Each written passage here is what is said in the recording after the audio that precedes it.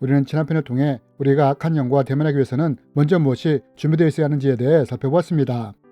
사도 바울은 말합니다. 마귀의 관계를 대적하기 위해서는 주의 힘의 능력으로 강건해져야 하고 또 하나님의 전신갑주를 취해야 한다고 말입니다. 여러분, 우리가 지속적으로 기도할 때 영적 권세가 강건하게 됩니다.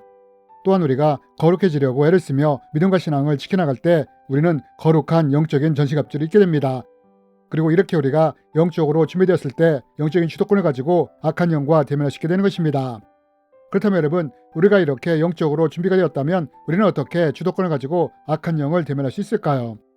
이번 시간에는 이에 대해 함께 나누기 원합니다. 먼저 우리가 가장 쉽게 악한 영을 대면할 수 있는 방법은 드러난 악한 영과 대면을 하는 것입니다.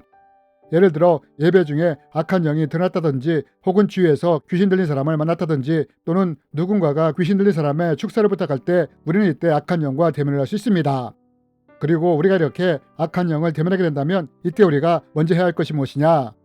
그것은 내가 이 악한 영을 제압할 수 있는 영적인 권세가 있는지를 파악하는 것입니다.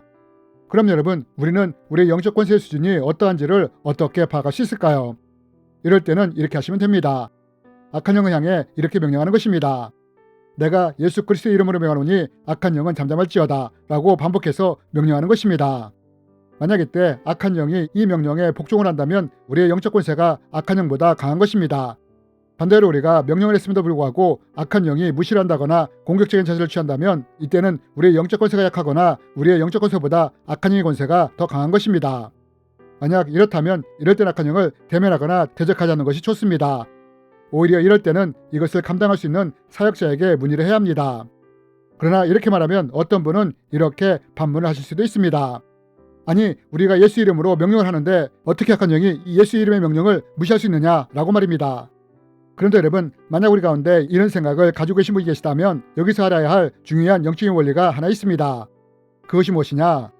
그것은 우리가 아무리 예수 이름으로 악한 영을 대적한다 할지라도 우리 안에 영적 권세가 없다면 대적의 능력이 나타나지 않는다는 것입니다. 여러분, 우리는 이것을 사도행전을 통해 볼 수 있지 않습니까? 스게의 아들들이 예수 이름으로 악한 영을 대적했을 때 이때 악한 영들이 어떻게 반응했습니까? 이 명령에 복종했습니까? 아니요, 오히려 악한 영들이 스게의 아들들을 공격했다는 것입니다. 반면 사도 바울이 악한 영을 공격했을 때는 어땠습니까? 즉시 이 명령에 복종하지 않았습니까? 여러분, 우리가 여기서 알아야 할 중요한 영적 원리가 무엇이냐? 우리가 예수 이름을 사용할 때 우리 안에 영적 권세가 없다면 우리가 예수 이름으로 명령을 한다고 해도 능력이 나타나지 않을 수 있다는 것입니다. 이래서 사도 바울이 우리가 마귀를 대적하기 원한다면 먼저 주의 힘의 능력으로 강건해지고 하나님의 전승갑주를 입으라고 한 것입니다. 이렇게 우리가 영적으로 준비된 상태에서 악한 영을 예수 이름으로 대적할 때 악한 영이 이 명령에 복종하는 것입니다. 그래서 만약 우리가 악한 영을 향해 예수 그리스도 이름으로 명하노니 잠잠할지어다 라고 명령을 했는데 이 명령에 복종하지 않는다면 더 이상 대적 사역을 하지 않는 것이 좋은 것입니다. 반대로 악한 영이 이 명령에 복종을 한다면 우리의 영적 권세가 악한 영보다 더 강하므로 이때부터는 우리가 주도권을 가지고 악한 영과 대면할 수 있는 것입니다.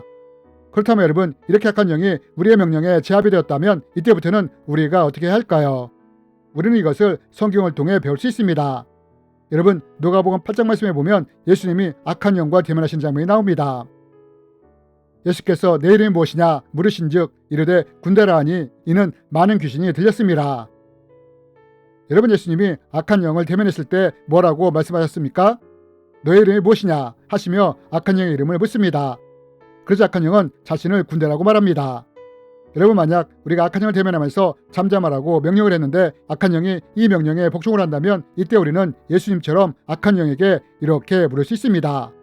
예수 그리스도 이름으로 명하노니 악한 영아 너의 이름이 무엇이냐 라고 말입니다.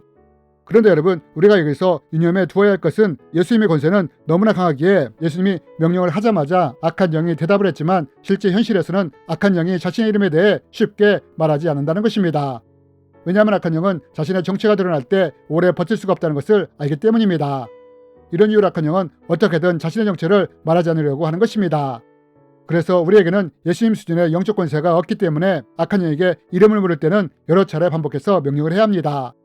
그리고 이때 우리의 영적 권세가 강하면 강할수록 악한 영은 보다 빠르게 자신의 이름을 밝히게 됩니다.